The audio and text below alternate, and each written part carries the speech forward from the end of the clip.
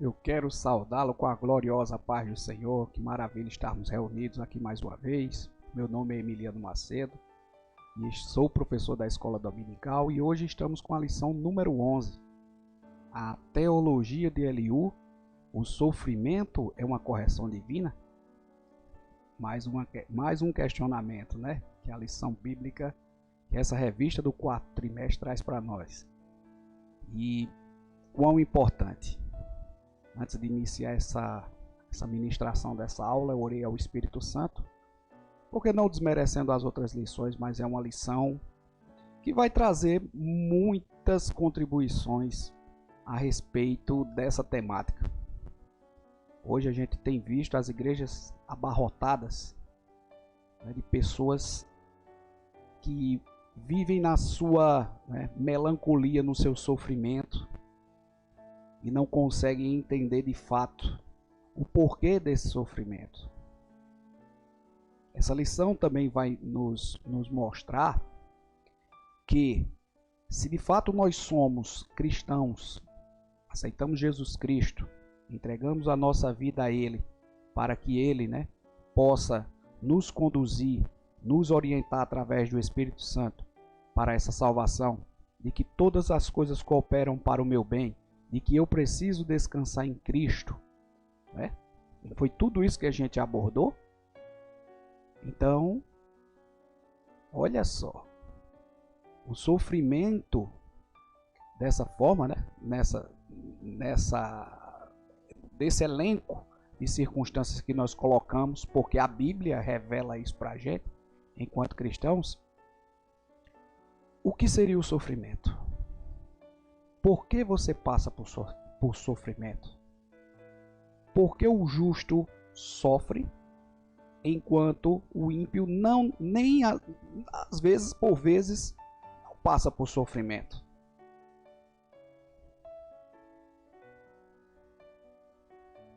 O sofrimento é para corrigir um pecado? Somente isso? Eu trouxe para vocês hoje a dinâmica de apresentação. Isso é um pouco diferente. Nós temos os slides dos amados da EBD Panorama, mais uma vez agradecendo a eles pela disponibilização dos slides. Mas frente a essa temática tão densa, nós vamos mesclar aqui os slides dos amados da EBD Panorama com um subsídio que nós encontramos, também foi disponibilizado para nós no WhatsApp, para nós professores de escola dominical, também no WhatsApp lá da EBD Panorama. E nós vamos fazer essa mescla, porque é muito importante que eu e você saia bem diferente daquilo, que nós pensamos hoje sobre sofrimento. Eita, glória a Deus, o Senhor é grande. E eu queria começar com vocês, por uma... Deixa eu aumentar aqui a tela, para vocês observarem uma passagem que diz aqui, ó: os propósitos de Deus estão além da nossa compreensão, não é verdade? O sofrimento é um mistério que nem sempre podemos desvendar. Eita, glória a Deus. Mas é absolutamente certo que, para alguém cuja vida é caracterizada por um caráter íntegro, olha, o resultado do sofrimento será a manifestação da glória de Deus. Eu vou realçar aqui de vermelho, ó. Mas é absolutamente certo, para alguém cuja vida é caracterizada por um caráter íntegro, que o resultado desse sofrimento, meu amado, será a manifestação da glória de Deus. Amém? Aí você vai me dizer: mas rapaz, você começou pela conclusão. O Espírito de Deus, o Espírito Santo de Deus sabe todas as coisas, Inclusive está aqui, ó, em 2 Coríntios 4,17. Vamos dar uma olhadinha aqui, só para de fato ainda fomentar mesmo essa colocação, porque a nossa leve e momentânea tribulação produz para nós um peso eterno de glória muito excelente. Está lá em 2 Coríntios, Novo Testamento, capítulo 4, versículo 17. Aí o que eu queria trazer para vocês, ainda antes, dentro desse espaço de introdução, é um pouco a respeito do sofrimento. Eu queria que você entendesse comigo que o sofrimento, a dor, o pecado, de uma forma em geral, as enfermidades, elas entraram no mundo depois do pecado adâmico, né? O pecado de Adão e Eva. O pensamento de Deus, quando criou o mundo e criou o homem, não era isso, né? Não era nada parecido com o que nós entendemos hoje de mundo e suas circunstâncias. Não era. Então o pecado, as enfermidades, todas essas outras adversidades que nos causam sofrimento, elas, né, as portas foram abertas quando o homem pecou lá, quando Adão pecou lá, tá certo? E eu queria que você entendesse isso, que é o seguinte: o ímpio, a pessoa que não aceitou Jesus Cristo, ou que não tem Jesus Cristo como seu único meio de salvação para chegar, né, para chegar até Deus, ele como único mediador e como salvador da sua vida, essa pessoa está entregue, né, está entregue a mais circunstâncias de sofrimento do que a de um cristão de fato de caráter íntegro. Eu estou falando de qualquer cristão que não basta só aceitar Jesus, não. Eu estou falando daquele que está buscando sua salvação diariamente. Por que eu estou dizendo isso? Para você, para ficar mais fácil.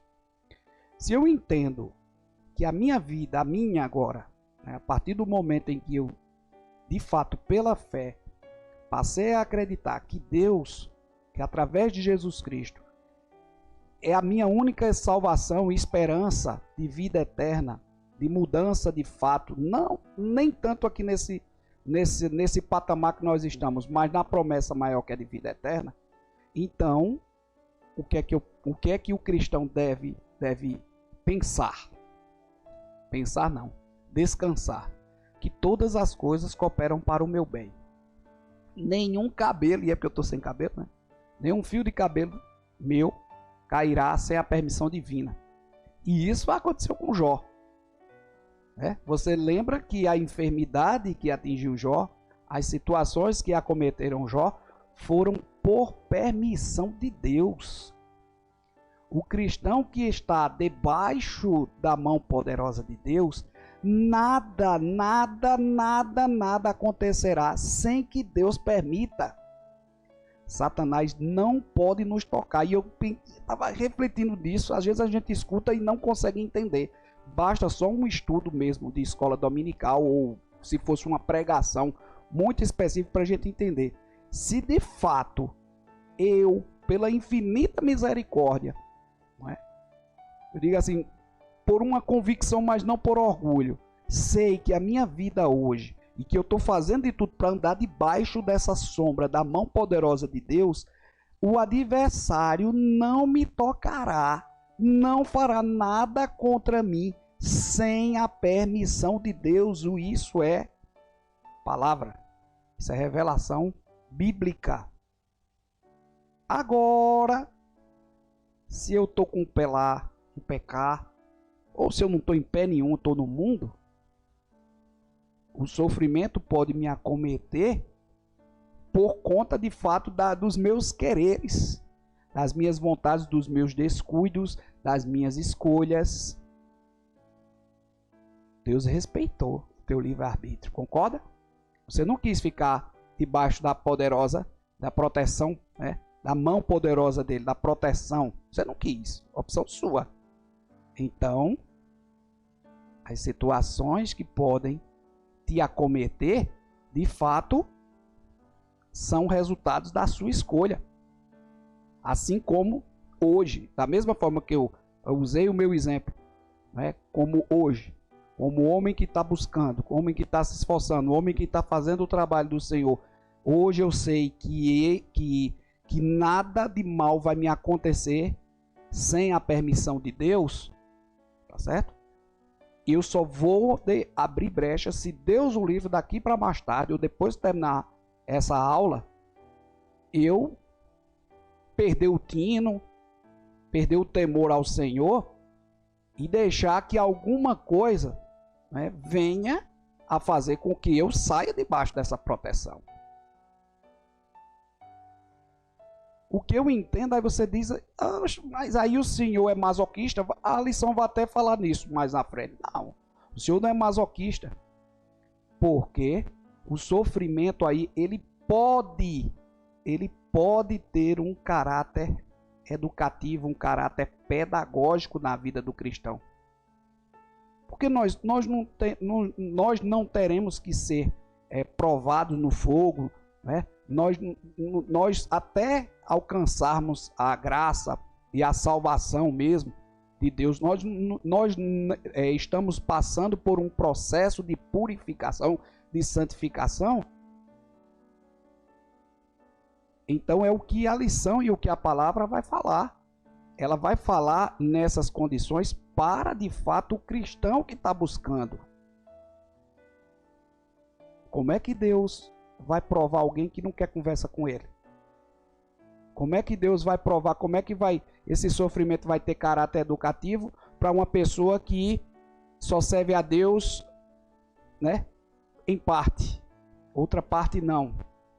Então, são 11 minutos e 36 segundos já de ministração da aula, mas eu quis deixar isso claro, que muitas dessas situações que vão ser apresentadas aqui para você, elas vão exigir exatamente desse caráter, desse perfil, desse caráter íntegro. E o que é integridade, que já foi falado, é tudo aquilo que você não faria mesmo estando sozinho. Quando você está trancado num quarto, que ninguém está vendo, agora eu posso olhar alguma coisa aqui no smartphone, assistir um filminho, né? Um programinha mais, né? Posso ali abrir uma gaveta, ninguém está vendo. Integridade, acho que o significado mais fácil de integridade é isso. O que você não faria mesmo estando sozinho, sem ninguém tá vendo. Então vai te colocar nessa condição de entendimento para você descansar. Ou você não tá, ou você não tem convicção daquilo que você está crendo. Olha mesmo que a lição está, para onde a lição está nos colocando enquanto pessoas que estão buscando salvação. Olha mesmo que a lição, para onde a lição está nos colocando. Ela vem também a provar a nossa fé. Ela vem provar a nossa fé. Deixa eu voltar aqui. Ela vem, né, nos colocar numa situação para provar a nossa fé. Em quem você tem crido? Aonde você tem depositado de fato a sua fé, a sua esperança? Não é no Deus? A Bíblia diz que ele não é homem para que minta, nem filho do homem para que se arrependa. Então, se eu sentir uma dor aqui, eu vou saber que é alguma coisa da parte de Deus. Se primeiro eu fizer uma autoavaliação e disser assim, meu Senhor, não é por orgulho nem por soberba não, mas pelo amor de Deus, eu não vejo que eu, por exemplo, cometi algum pecado deliberado, algum pecado que eu já tenho ciência de que é pecado que o Senhor não quer. Se eu cometi, me revele, né? Mas eu quero descansar, porque se de fato eu não tiver cometido o pecado, eu vou descansar. Ainda que eu esteja com uma doença maligna, que esteja acontecendo alguma coisa muito adversa, mas é a certeza de que Deus fala. A lição também vai falar um pouquinho disso. Que Deus fala. Das inúmeras formas. Vai falar um pouco rápido, porque a temática de fato é sofrimento, mas vai falar das inúmeras maneiras que Deus fala. Glória a Deus. Vamos lá? Vamos iniciar aqui a nossa ministração. O objetivo geral da lição, mostrar que o sofrimento pode ser usado por Deus, pode ser usado. Não necessariamente será usado todas as vezes, mas mostrar que o sofrimento pode ser usado por Deus com fim pedagógico. Ok? Objetivos específicos, nós temos nessa lição explicitar que Deus, como soberano, pode se revelar e falar por meio do sofrimento. Pode, Ele não está dizendo que vai sempre. Ele pode se revelar e falar por meio do sofrimento. Destacar que a soberania de Deus não se sobrepõe ao seu amor. É isso que inclusive vai ser um dos erros de Eliú. Falar da magnitude de Deus, da justiça de Deus, mas em nenhum momento ele coloca que o amor de Deus é maior do que tudo isso. Certo? Deus é amor, é amor também, mas Deus também é justiça. Talvez a ordem seja essa, que Deus é justiça e depois amor. Não, Deus é amor, eternamente, infinitamente misericordioso, mas Deus também é justiça. E o terceiro objetivo específico é afirmar que Deus não tem prazer. Não, a gente vai passar por isso. Ele não tem prazer no sofrimento, mas pode usar as adversidades para nos educar. Então, nesta lição, veremos que a teologia de Eliú está exposta em 4 discursos, né? Na Bíblia mesmo, na própria Bíblia, Eliú é um dos que vai ocupar o maior número de capítulos, inclusive. Ele vai utilizar 6 capítulos para expor toda essa sua, né, esse seu argumento. Certo? A gente vai chegar mais à frente. Eu ainda estou aqui na parte introdutória. Vamos voltar aqui. Ó. Para Eliú, os amigos de Jó, ele faz Bildad e Zofar, falharam na exposição de suas ideias ao patriarca. Você que vem estudando conosco, você também pode observar isso, as lacunas, né, as generalizações. Usaram até de princípios, né, princípio bíblico. Eles usaram o princípio bíblico. O problema é porque generalizaram. Queriam primeiro julgar, que não é direito de nenhum cristão julgar.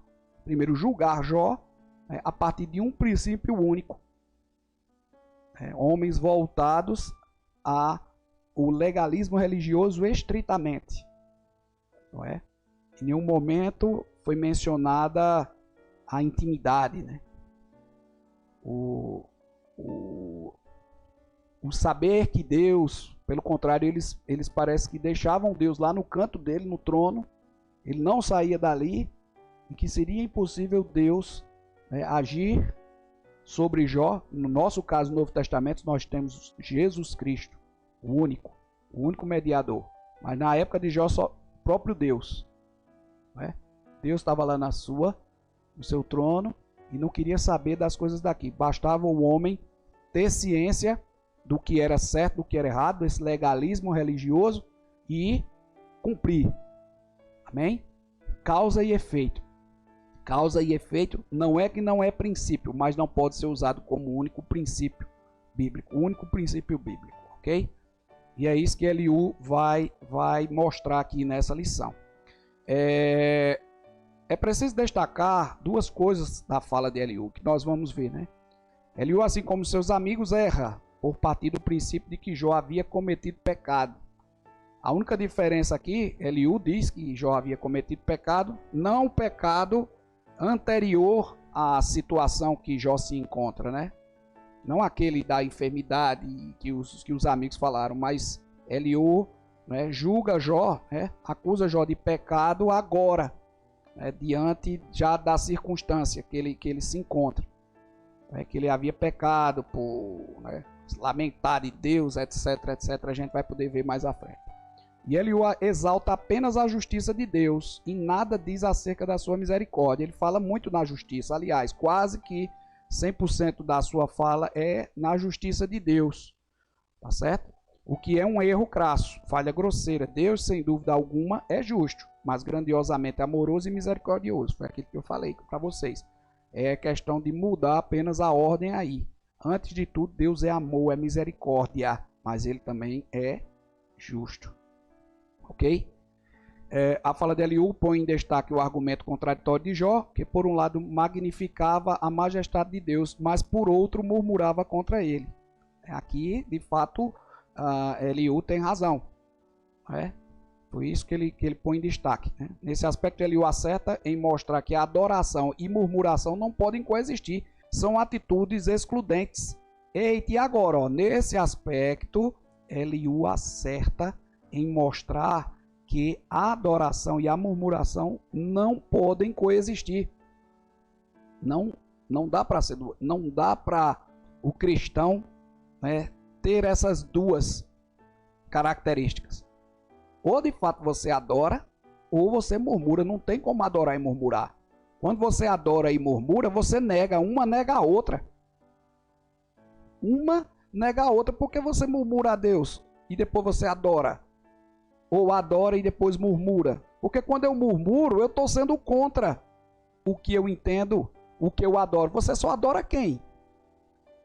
Por que você adora? Não é?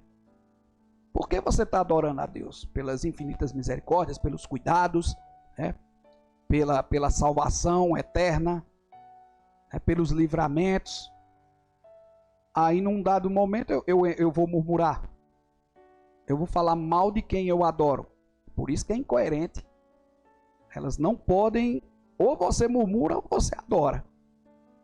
Lembra no início que eu falei? O quanto essa lição vai nos colocar, vai provar a nossa fé? Ou você tem fé, né? Ou você tem fé ou não tem. Ou você se porta como um cristão no caminho, ou vai viver nessa dúvida. E a dúvida é o que rouba a fé, né? Rouba a bênção. Na hora que eu boto um si, missionário inicia nas lives de terça-feira, fala muito nisso.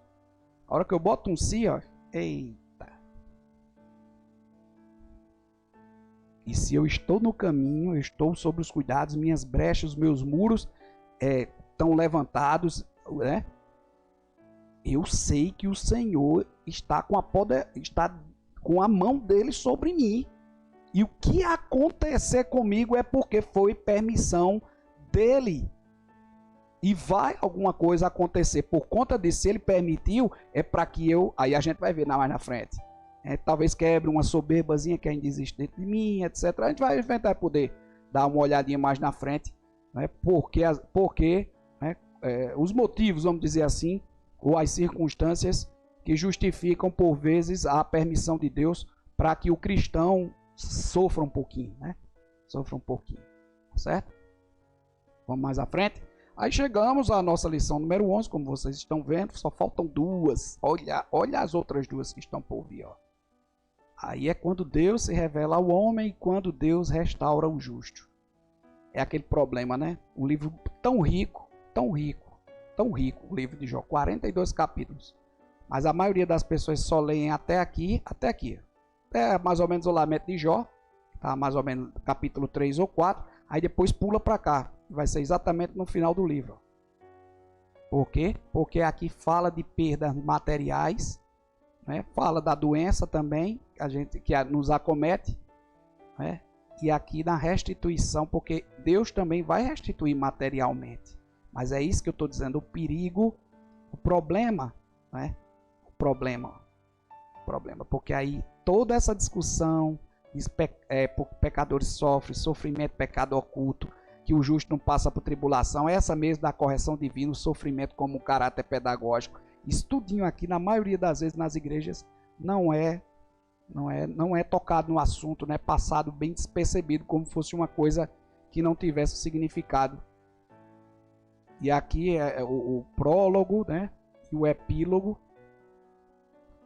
vamos dizer assim, são apenas adornam esse miolo aqui da palavra, que é o que vai dar sustentação ao cristão, enquanto posição mesmo, sabe, de caráter, de rever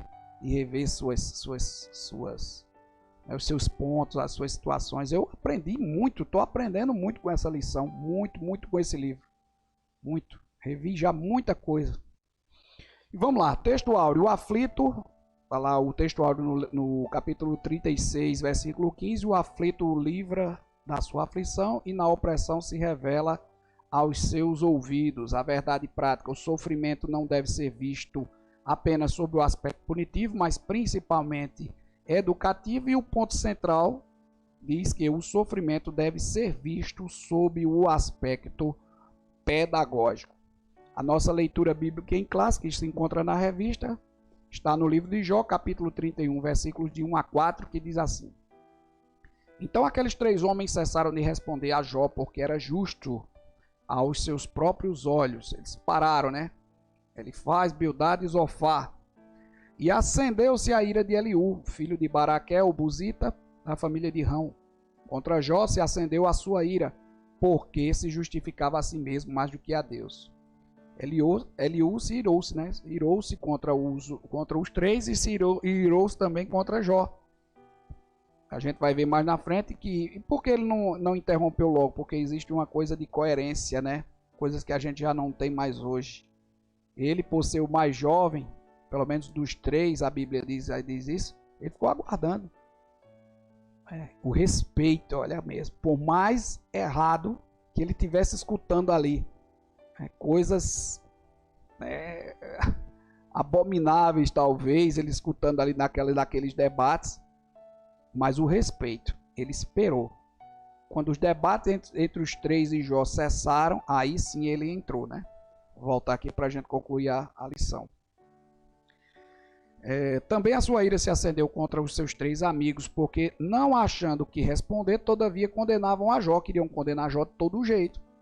Eliú, porém, esperou para falar a Jó, porquanto tinha mais idade do que ele. Ele era o mais jovem de todos os três. Vamos agora para Jó, capítulo 33, versículo de 1 a 4. Assim, na verdade, ó Jó, ouve as minhas razões e dá ouvido a todas as minhas palavras. Eis que já abri a minha boca, já falou a minha língua debaixo do meu paladar. As minhas razões sairão da sinceridade do meu coração e a pura ciência dos meus lábios. O Espírito de Deus me fez e a inspiração do Todo-Poderoso me deu vida. Jó capítulo 34, versículo de 1 a 6, respondeu mais Eliú e disse: Ouve vós, sábios, as minhas razões, e vós, instruídos, inclinai os ouvidos para mim. Porque o ouvido prova as palavras como o paladar prova a comida. O que é direito escolhamos para nós, e conheçamos entre nós o que é bom. Porque Jó disse: Sou justo, e Deus tirou o meu direito. Apesar do meu direito, sou considerado mentiroso. A minha ferida é incurável, embora eu esteja sem transgressão. Outra passagem, Jó, capítulo 36, versículos de 1 a 5. Prosseguiu ainda Eliú e disse: Espera-me um pouco, e mostrar-te-ei que ainda há razões a favor de Deus. Desde longe repetirei a minha opinião, e ao meu Criador atribuirei a justiça. Porque, na verdade, as minhas palavras não serão falsas. Contigo está um que é sincero na sua opinião. Eis que Deus é muito grande, contudo a ninguém despreza. Grande é em força de coração. Amém? E aqui nós vamos entrar agora nos subsídios. Eu vou abrir aqui, só um minuto, deixa eu abrir aqui os subsídios, né? Para a gente estudar. Como eu falei na introdução, nós vamos fazer uma mescla dos slides e esse subsídio aqui. Antes de entrar, eu só queria também mostrar para vocês que, inclusive, nas últimas duas lições, provavelmente na próxima, né? Eliú aqui, ele é homem fadado ao pecado e ao erro, mas foi o único que Deus não tratou quando Deus de fato se revelou, né? Creio que vai ser agora na próxima lição. Mas o que eu quero dizer a você é que a gente não deve desprezar o conselho. Antes de tudo, a gente ouve. Principalmente se o conselho for uma palavra revelada. E se estiver totalmente baseado na Bíblia, a possibilidade de erro, ok, é mínima. Agora, se o julgamento, alguém vier te julgar, inclusive a Bíblia já diz que não é para ninguém julgar, né? O julgamento só cabe ao Deus. Mas se alguém vier te julgar e utilizar palavras também, princípios, ouve, não despreze. Agora peça a Deus: Senhor, intercede, me revela, tal. Eu acho que a gente tem que aprender muito com Jó também, sabe? A gente não pode ser ríspido, porque se as pessoas do outro lado deram margem, por exemplo, não sei, a serem usadas pelo maligno, né? A gente tem que lembrar que do outro lado é uma vida e que essa vida precisa de salvar. Ah, mas ele já é crente de não sei quantos anos, não importa. Todos nós carecemos das misericórdias de Deus e das oportunidades. Ninguém é autossustentável, vamos dizer assim. Nenhum homem é autossustentável. Ele não vai conseguir salvação por méritos próprios. A gente já viu isso nas lições. Ok? A gente precisa ter muito cuidado, ter muita tranquilidade, né? Ser paciente, mesmo na hora difícil. Ser paciente na hora difícil é desafiador. Mas é o que eu estava falando, Eliú, né, foi o que mais apresentou coerência. Primeiro porque ele não veio com 7 pedras na mão, por mais que lá no início a Bíblia traga o nome iroso contra Jó e contra os amigos, mas aí durante os 6 capítulos a gente não vê nenhuma rispidez ou arrogância por parte de Eliú, né, assim como diferentemente dos 3 anteriores, né, tá certo? E ele de fato vai, né, discursar, vai apresentar de fato essa questão do sofrimento, né? E como a gente apresentou na introdução, a questão de Jó também, enquanto ele chama a atenção de Jó no sentido de que, Jó, de fato, eu não estou trazendo aqui dizendo que você pecou, como os amigos disseram lá no início, que você sonegou, que você, né, pode ter sido adúltero nos olhos, pode ter sonegado, explorado o fraco, né, o fraco, explorado o fraco, não. Mas eu acho que o seu problema aqui está dentro do processo. Você está dentro de um processo de, vamos dizer assim, de aprendizagem dentro desse sofrimento. Agora a questão está porque você adora e você murmura. A gente vai poder começar a ver agora, tá certo? Então vamos lá. Apesar da aparição repentina, ó, vou começar aqui. Apesar da aparição repentina, Eliú, deixa eu aumentar só mais um pouquinho aqui, ó.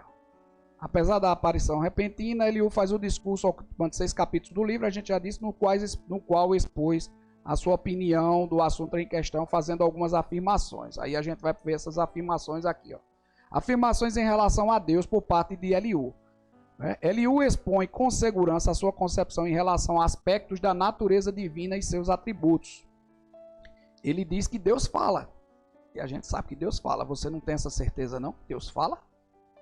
Um dos pontos afirmados por Eliú em seu discurso é que Deus fala. Lembra que os outros disseram que Deus não falava, né? Deus estava lá no seu supremo, né, no seu trono lá, e a gente que se virasse, para bom entendedor, eles queriam dizer isso.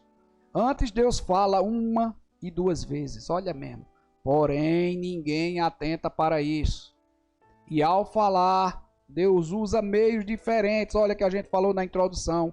Sonhos e visões. Né? Deus fala em diversas situações. Quando cai em um profundo sono o homem. Quando cai em um profundo sono o homem e quando adormece na cama, Deus fala também.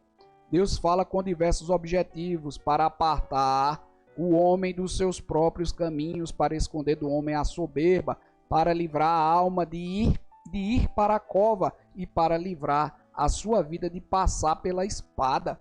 A espada maior que eu vejo aí, quando eu vejo esse subsídio, seria a minha morte eterna, meu amado.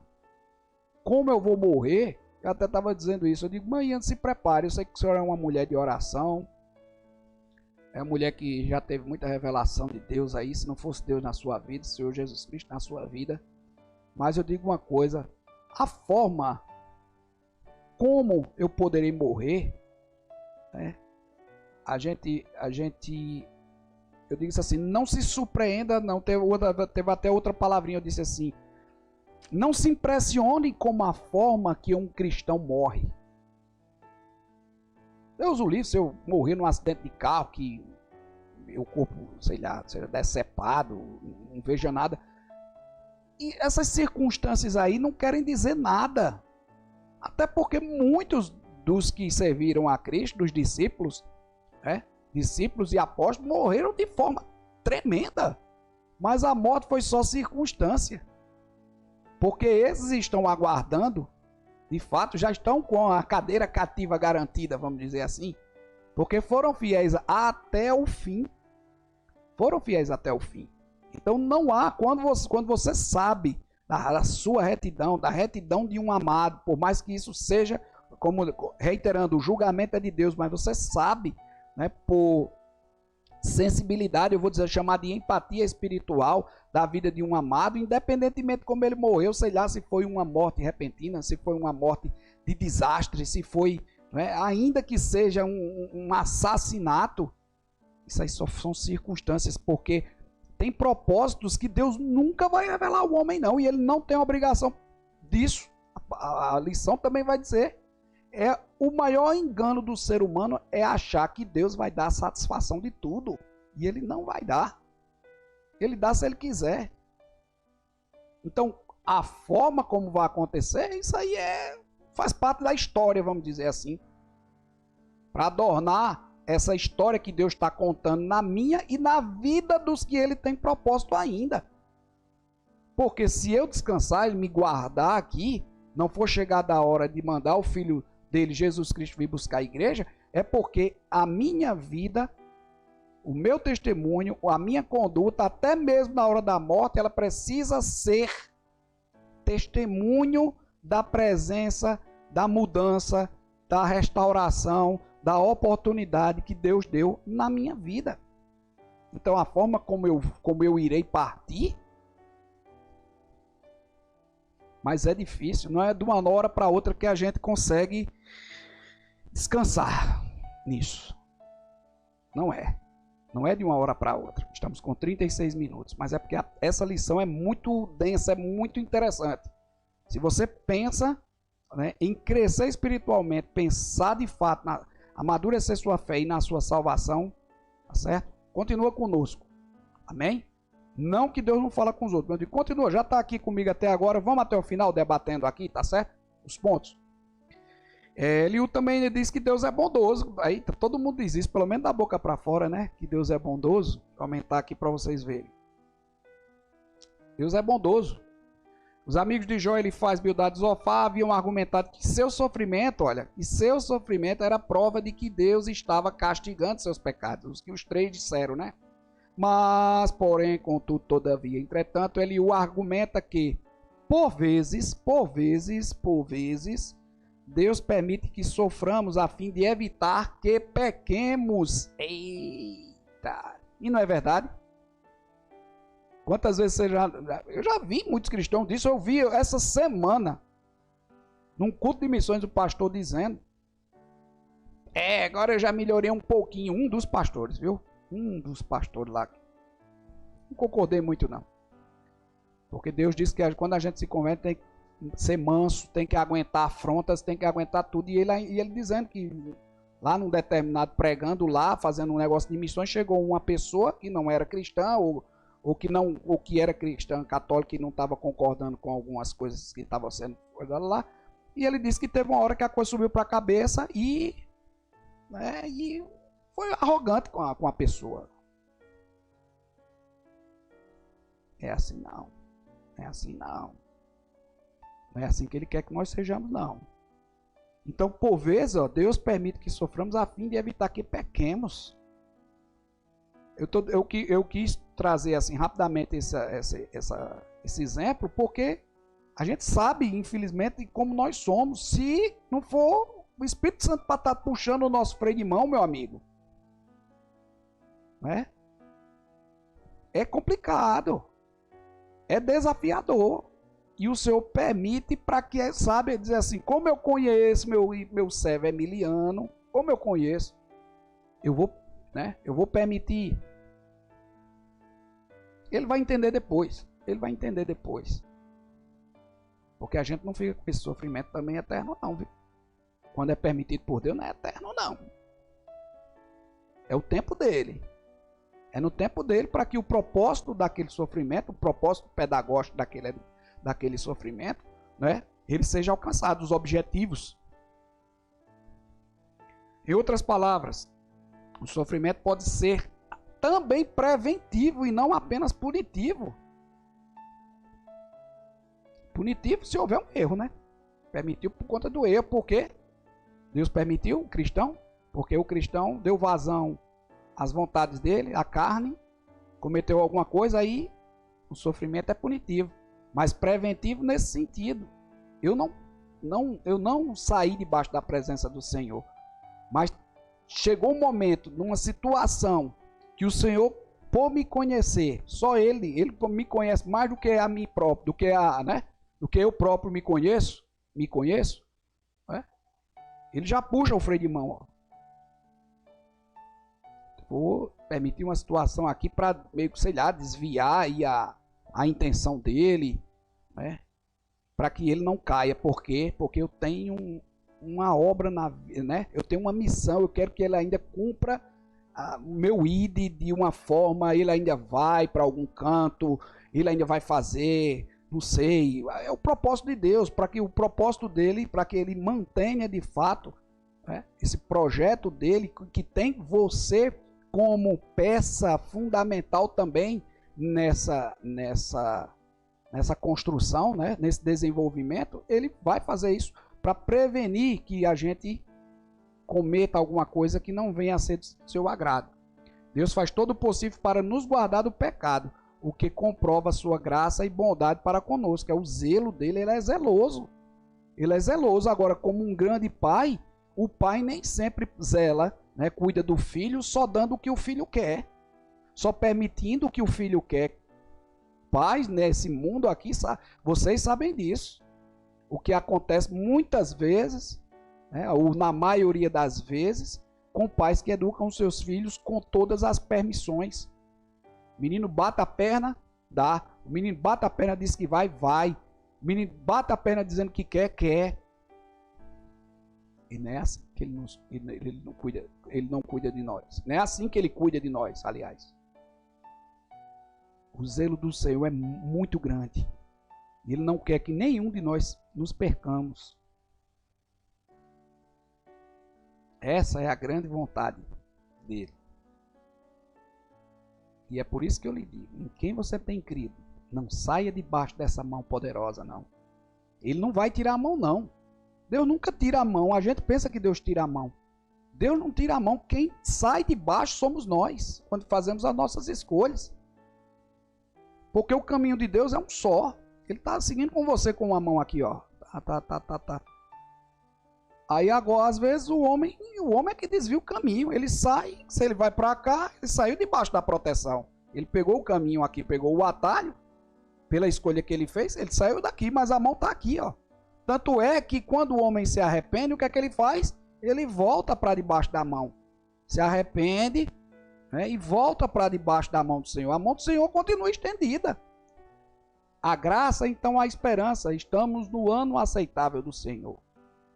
A mão do Senhor continua estendida para aqueles que querem o aceitar. Para aqueles que querem andar debaixo da sua proteção e dos seus cuidados. Agora, seja um crente amadurecido, um cristão amadurecido, e entenda que cuidados não está relacionado diretamente a permissões, a permissividade.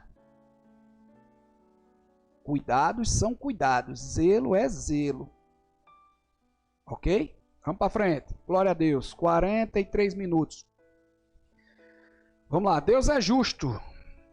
Deus é justo, Eliú disse. Em resposta àquilo que Eliú entendia como sendo reclamações de Jó, de que Deus parecia injusto, né, as murmurações por vezes de Jó, Eliú lembrou que, 2 pontos, Deus é santo demais para fazer qualquer coisa errada. Justo em lidar com pessoas, ele é justiça. É poderoso, é imparcial. Ele é imparcial. Onisciente, sabe todas as coisas. Juiz de todos e soberano que age como lhe apraz a fim de evitar o mal. Amém? Em relação a Jó, Eliú se dirige a Jó pelo nome. E diferentemente dos que tinham falado antes, cujo objetivo era condenar Jó pelos seus supostos pecados, Eliú expõe o seu descontentamento em relação a Jó, não porque entendia que ele de fato havia pecado para receber o castigo divino, mas porque o patriarca preocupou-se mais em se justificar, né, do que a Deus, né? Nos momentos, de fato, Jó pensou nisso. Mas na frente foi que ele começou de fato a ver, que dizer assim, eu sei que o meu Redentor vive, né, que eu sei que vai vir alguém da parte de Deus, ou o próprio Deus, né, para que eu possa me apresentar. Isso já foi no final, mas no início era assim. Ele se preocupou mais em se justificar do que se justificar a Deus. E em relação ao sofrimento, Eliú não tentou provar que Jó estava sofrendo devido aos pecados cometidos, mas sim que sua imagem de Deus estava incorreta. O pecado de Jó estava, o erro de Jó estava aí. Né? Eliú introduziu um novo elemento à discussão. Deus não envia o sofrimento necessariamente para nos castigar por nossos pecados, mas sim para evitar que pequemos. Que pequemos. Conjectura minha. Satanás, quando tocou a primeira vez em Jó por permissão de Deus, tirou os seus bens, tudo, né? Todos os seus bens e os seus filhos foram no pacote. E Jó não blasfemou. Conjectura minha. Será que Deus, quando Satanás veio pela segunda vez e, né, pediu, diz que pele por pele, o homem, vamos dizer assim, para livrar a própria pele, o homem blasfemaria de Deus na hora que chegasse alguma coisa que de fato viesse, como fosse a ponta da faca aqui no seu pescoço, você negaria, né? Ele negaria. Será que Deus não permitiu? Conjectura minha, conjectura. Será que Deus não permitiu? Para saber da estrutura de Jó, porque se Jó tivesse com saúde, mais liso e triste só por causa da família, será que ele não se perderia? Conjectura minha. Sei que eu também estou sendo assistido por outros pastores aí, pessoas estudiosas da palavra. É uma conjectura, né? Porque a Bíblia diz que era um homem justo, temente, tal, e Deus sabia da estrutura de Jó, sabia da fidelidade de Jó, por isso que ele permitiu, tá certo?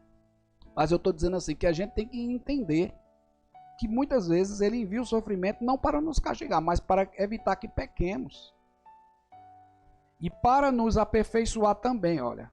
O Senhor não age arbitrariamente, mas permite o sofrimento como uma maneira de conduzir a pessoa a se submeter a ele, a arrepender-se. Eita!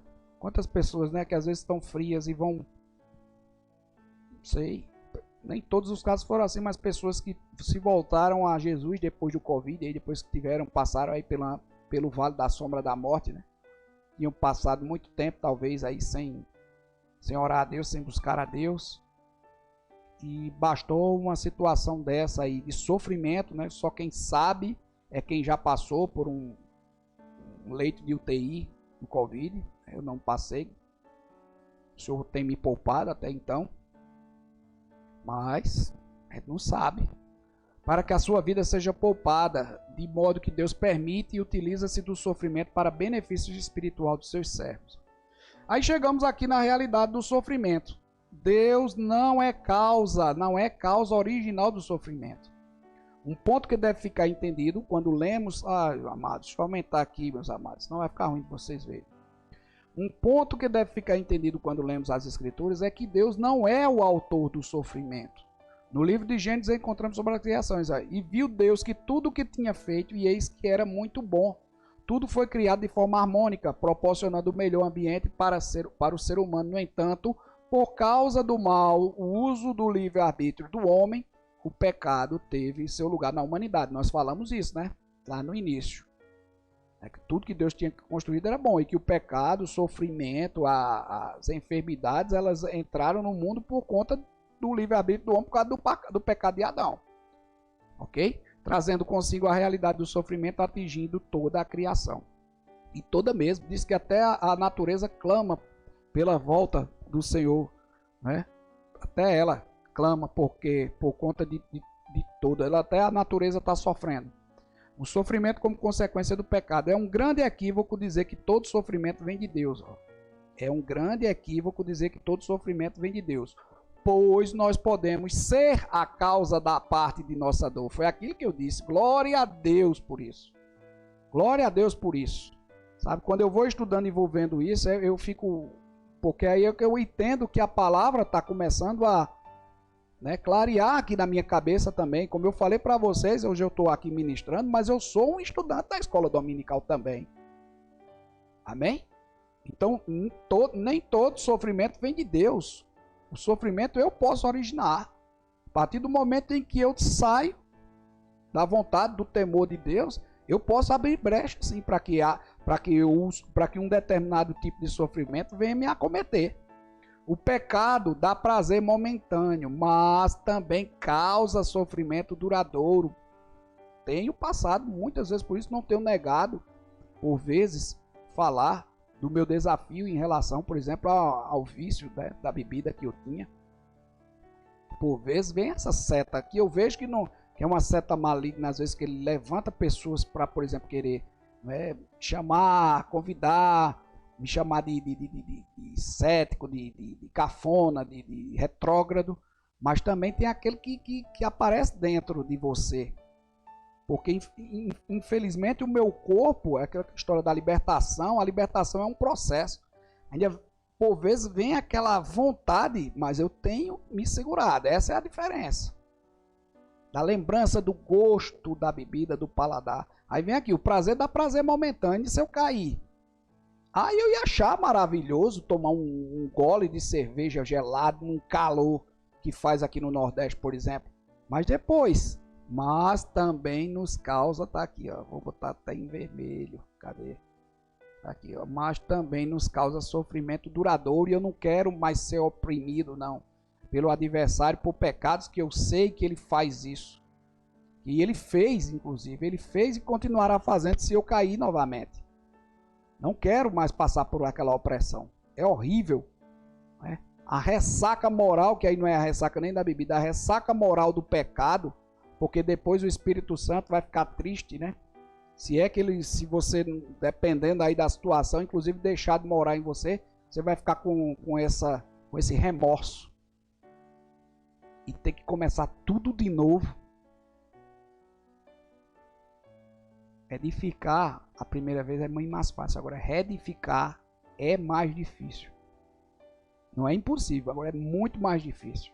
Sempre há um preço a pagar por desprezar a lei. Sempre há um preço a pagar por desprezar a lei de Deus. Não erreis. Deus não se deixa escarnecer. É isso que eu disse. Ele é amor. Primeiro de tudo, ele é amor, é misericórdia. Mas Deus é justiça. Porque tudo que o homem semear, isso também ceifará. Aí vem o princípio, ó, aquilo que eu falei, do princípio que eles falaram, é porque eles usaram isso aqui, que tudo que o homem semear, ceifará, para querer explicar a situação de Jó. É um princípio bíblico isso aí. Está lá em Gálatas, capítulo 6, versículo 7. É o que eu plantar, eu vou colher. Se eu plantar o bem, eu vou colher. Eu vou colher aonde? Aqui na terra? Não sei. Mas aonde já está preparado, esse sim. Essa é a consequência do princípio de retribuição, né? Da semeadura. O que eu plantar aqui, isso eu já tirei da minha cabeça. O que vier é lucro aqui na terra. De bênção do Senhor, é lucro. Mas o que eu fizer, o que eu plantar, o meu ídolo, a minha evangelização, está garantindo o que já está preparado. Que é, de fato, a certeza. É essa a certeza que eu tenho, que você precisa ter. É essa aí. Esse sim, esse é um princípio que cabe nessa argumentação, talvez para todos os cristãos, nessa circunstância. O que você plantar, isso também você ceifará. Porque, assim como o Jó explicou num dos debates, nem todo ímpio vai pagar o mal que ele fez aqui na terra, não. Jó disse, e quantas vezes você não sabe? Quantas pessoas morreram bem aí? Quantos ímpios morreram bem? Gozando das suas riquezas, né? Bebendo, comendo bem, viajando, quantas vezes achava necessário, etc, etc. Não necessariamente, né? E vamos chegar, estamos perto já. Ó. Finalidades do sofrimento. Primeiro, a correção divina. As escrituras são taxativas. Deixa eu aumentar aqui, gente. Desculpa, é porque eu apresento e faço a técnica. E é sem edição. Aqui a gente grava o vídeo, né, a aula, sem parar. As escrituras são taxativas em registrar para nós situações em que o sofrimento foi utilizado por Deus como um instrumento de correção, certo? Tanto para os justos quanto para os ímpios. O salmista testemunha sobre essa sua experiência ao dizer, antes de ser afligido andava errado, mas agora tenho guardado a tua palavra. foi-me bom ter sido afligido para que aprendesse os teus estatutos. Tem sofrimentos que a gente vai passar junto com o ímpio. Boa colocação também. Quando por acaso a gente não passa por uma temporada de seca, aqui em Campina Grande mesmo, acho que há 2 anos, um ano e meio, 2 anos atrás, teve um tempo de estiagem aqui que os mananciais já estavam na situação calamitosa. E nós sofremos aqui porque só tínhamos água, acho que 2 vezes por semana. Veio para todas. Veio para o justo e veio para o injusto. E aí? Aí ai meu Deus do céu, eu mereço, eu não mereço isso, eu sou a última, né, o último biscoito do pacote, isso não poderia acontecer comigo. Irmão, cresça, amadureça. Amadureça. Por isso que tem muita gente se enganando por causa disso, porque aí chega uma adversidade, uma situação de sofrimento, para o homem aprender, aí Deus quer mostrar, inclusive, aí a todos, é uma situação de sofrimento, vamos dizer, geral, regional ou local, mas que vai atingir, né, justos e injustos. Aí o justo, né, porque se acha, porque também que aceitou Jesus, é a 8ª maravilha do mundo, né? Não cuide não para ver se você não cai, se você der um vacilo, seja mais humilde, né? E passe junto esse sofrimento junto com o ímpio, porque o ímpio vai ver no seu testemunho, a forma como você está passando esse sofrimento coletivo. O diferencial está aí. Os que são cristãos, os que são lavados e remidos, passam esse sofrimento coletivo, né, que aborda justos e injustos, de uma forma diferente. Dá para entender aí as intenções de Deus? Dá para entender também. Aí você, pelo contrário, é quando chega um sofrimento desse coletivo que atinge justos e injustos, aí você aproveita e vai murmurar também. Vai murmurar também. Se não segurar a língua, começa até a falar mal do próprio Deus. Eita glória do céu. Vários outros casos, vamos para frente, estamos terminando. Vários outros casos podem ser encontrados em que servos de Deus e até mesmo nações enfrentaram algum tipo de sofrimento como sendo uma correção divina de determinadas atitudes. Miriam devido à sua murmuração contra Moisés, o rei Uzias devido à sua precipitação em queimar incenso no templo e a ira contra os sacerdotes, Geazi por conta da avareza e engano, o reino do norte de Israel e o do sul de Judá devido à idolatria. Eita, é muita coisa. E Nabucodonosor pela sua soberba. Por estas e outras razões, o apóstolo dos gentios afirmou: porque a tristeza, segundo Deus, opera arrependimento para a salvação, da qual ninguém se arrepende. Mas a tristeza do mundo opera a morte. Louvado e engrandecido seja o nome do Senhor. Estamos terminando, ó. Aprendizado, outro tópico, né? Gera o quê? Finalidade do sofrimento, correção divina, aprendizado. Embora saibamos que Deus pode se apropriar do sofrimento para corrigir falhas no caráter de alguém, o sofrimento não é usado por ele com esse propósito. Claro, por vezes ele usa a dor para nos advertir, mas também utiliza-se do sofrimento para desenvolver em nós uma atitude de submissão. Tem muita gente aí pensando que já pode andar com os próprios pés, né? A gente falou disso também, com o propósito de prevenir que determinados comportamentos não sejam vistos em seus servos. E aí estão algumas razões nas quais devemos nos gloriar, como disse o apóstolo Paulo. E não somente isto, mas também nos gloriamos nas atribulações, sabendo que a tribulação produz paciência, e a paciência, experiência, e a experiência, esperança. Vou realçar aqui, ó, de verde, para você ver as etapas. Olha mesmo, da tribulação, ó. Sabendo que a tribulação produz o quê? A primeira coisa que ela produz, a tribulação, para o cristão, que aguarda e espera em Deus, sabendo que ele está debaixo da poderosa mão, sabendo que ele está debaixo da poderosa mão. O que é que a tribulação produz? Produzirá o que é? Vamos ver juntos aqui, ó. Primeiro, paciência, certo? Primeiro, então vou ser paciente, estou debaixo da mão poderosa do Senhor. Demora o tempo que demorar, mas pela fé eu sei em quem eu tenho crido e em quem eu estou esperando. A minha esperança é em Deus. A minha esperança é nele. Isso que caracteriza paciência. Vamos lá? Depois da paciência, a experiência. Ok? A experiência. O que você passou, Quanto tempo você passou? Como você passou? Passou o quê? Dando glória, louvando o Senhor, mostrando, né, a face, né, o testemunho, a esperança maior, né? Foi o que eu recebi, uma ligação, falar bem rapidinho, 1 hora de apresentação, eu recebi uma ligação, uma pessoa, pensei que era cobrança de coisa de telemarketing. A mulher, não, que eu queria dar uma palavra para você, em quem você tem crido, a sua esperança de vida melhor, o que é que você acha de vida melhor? Aí eu não estava entendendo os objetivos, eu disse, olha minha senhora, para a honra e glória do Senhor Jesus Cristo e pela sua infinita misericórdia, depois que eu fui alcançado, mais uma vez o Senhor me deu a oportunidade de eu estar lado a lado com Ele, né? E fazer a vontade dEle. Eu já cheguei à conclusão aqui, porque a palavra do Senhor diz, inclusive no livro de Apocalipse, né? Que o melhor das coisas são as últimas coisas, né? O que está preparado para a gente é isso, quando o Senhor vier buscar a igreja, tal. Então, a minha esperança está lá.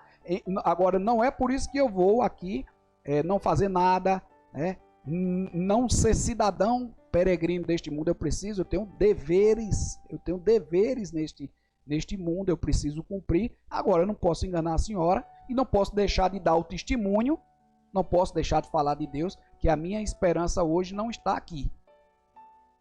Não está aqui. Não, porque vem político aí, as coisas vão melhorar e não sei o quê. Aí eu disse, minha amada, quem sabe de tudo é Deus. Agora, eu não posso achar que a Jerusalém Celestial é aqui, porque a palavra de Deus diz que a Jerusalém Celestial não é aqui. Então, tá aí. Paciência e experiência. E da experiência, a esperança, meu amigo. Quanto mais você é experimentada, mais esperança, mais certeza você terá naquilo em que você tem crido, na esperança de salvação, na esperança de morar lá na Jerusalém Celestial, com ruas de ouro e cristal, etc, etc, etc. Onde a morte, dor, não há morte, não há pecado. É isso que a gente tem que se pautar. Ah, isso é conversa, isso é demagogia. Amado, eu passei por um processo. Eu desejo que você não precise passar. Até porque a história, o livro de cada um, o objetivo é um só, mas o livro, a forma como a coisa vai acontecer na sua vida, pode ser totalmente diferente da que aconteceu na minha. Se fosse assim, a gente não tinha maravilhosos testemunhos, né, da ação e misericórdia de Deus na vida do homem. Amém? Vamos seguir, estamos terminando agora. Com isso, em vistas, as Escrituras nos ensinam que é possível nesse nível de sofrimento. Olha, as Escrituras nos ensinam que é possível nesse nível de sofrimento nos alegrarmos em meio às aflições. É o povo murmurando, chorando em você. Eu sei que o meu Redentor vive, como Jó disse. Oh, glória a Deus, Jesus. Eu sei que estás comigo. Sei que estás aqui, Senhor. Eita, glória a Deus. Pode perceber quem sou, para reconhecer que há em mim um verdadeiro adorador. A voz já foi embora, mas é passando a prova, cantando louvor, como diz Cassiano, passa pela prova cantando louvor, né? Eita, glória a Deus. É difícil, mas é assim. E por fim, aqui ó, finalidade do sofrimento, glorificação a Deus. Glorificação a Deus. Encontramos nas páginas da Bíblia um ensino claro em que o sofrimento vivenciado possui o propósito de levar o nome do Senhor a ser glorificado. Em respostas, a pena que muita gente passa por isso, né? Passa pelo vale da sombra da morte, aí às vezes nem é cristão, mas tem essa experiência, aí passa, vê o milagre, Deus opera, Deus dá a condição do milagre, aí a pessoa sai do milagre, aí faz como o povo quando saiu do Egito. Depois de 3 dias, 1 mês, o que era milagre, o que falou, né, dizendo que foi Deus, aí agora não foi Deus, foi o médico, não, foi a sorte, né? Não, foi meu corpo que, os anticorpos aqui, né, etc, não, né? Aí. Em resposta às indagações de seus discípulos, ao perguntar as suas razões que levaram o homem a ter nascido cego, Jesus afirmou: nem ele pecou, né? Porque diziam que é a história do sofrimento, de achar que o homem que havia pecado, que havia nascido cego, tinha sido por pecado dele ou pecado de seus pais. E o próprio Jesus disse, nem ele pecou, nem seus pais. Mas foi assim para que se manifestem nele as obras de Deus. Amém. Glória a Deus. Ao ser informado da grave enfermidade de Lázaro, por quem o Senhor tinha grande apreço, Jesus afirmou. Jesus, ouvindo isso, disse, essa enfermidade não é para a morte, mas para a glória de Deus, para que o Filho de Deus seja glorificado por ela. Eita, Jesus. Nos dá essa condição de entendimento, Senhor. Nos dá essa condição de entendimento, porque não é fácil. Não é fácil. Não é fácil. Mas uma das passagens, das inúmeras, né? Essa de Lázaro. A gente precisa descansar, meu amigo. Precisa ter fé. Você precisa saber de fato em quem você tem crido e descansar. Esperar. Ainda que aí aqueles que não creem começam a bombardear você não vai falar, você não está fazendo nada, isso é omissão. Isso é omissão de socorro. O que é que você está fazendo? E você, Senhor, tu estás ouvindo. Senhor, tu estás ouvindo. Senhor, me fortalece. Senhor, age na minha causa. Pronto, peça a Deus. Mas não se desespere, não negue. E saiba que Deus tem sempre o melhor para nós. Deus terá sempre o melhor para nós. Se não fosse assim, isso aqui era mentira.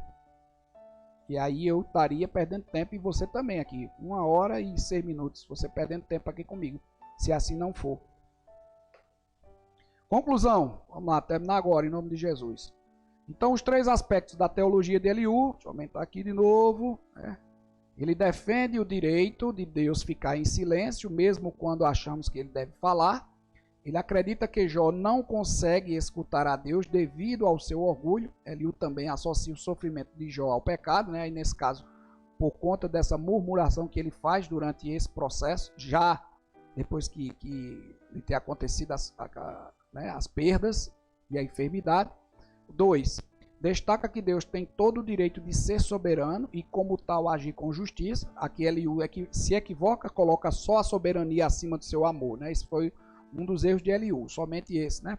E vê no sofrimento um papel pedagógico. Amém? Então, desde já, meu amado, obrigado por você estar conosco. Próxima lição, aí a penúltima lição. Não é que as outras, nem tanto essa, não foram importantes, mas olha a última. Quando Deus se revela ao homem. Eu nem quis ler antes os capítulos, porque eu quero aprender de fato o que é que Deus vai se revelar de fato a Jó, né, e vai se revelar para os 3. Vai dizer, como vocês precisam me conhecer. Porque Deus não vai condenar o ímpio, né, à morte, sem dar oportunidade de que ele reveja, né, a sua situação. Não, ele vai fazer isso não. E vai ser meio que uma tapa de mão de luva, como a gente chama aqui. Eu digo, olha quanto vocês precisam me buscar. Vocês estão pensando que já sabem tudo. E olha, estão vendo agora que vocês não sabem de nada. O quanto eu e você, a gente precisa conhecer mais. Conhecer mais. Para aprender mais. E para tentar errar menos. Amém? Então que a graça do Senhor Jesus Cristo esteja sobre você, a sua família. Tem aí ainda início de semana, né? Que a gente publicou essa aula aqui na terça-feira.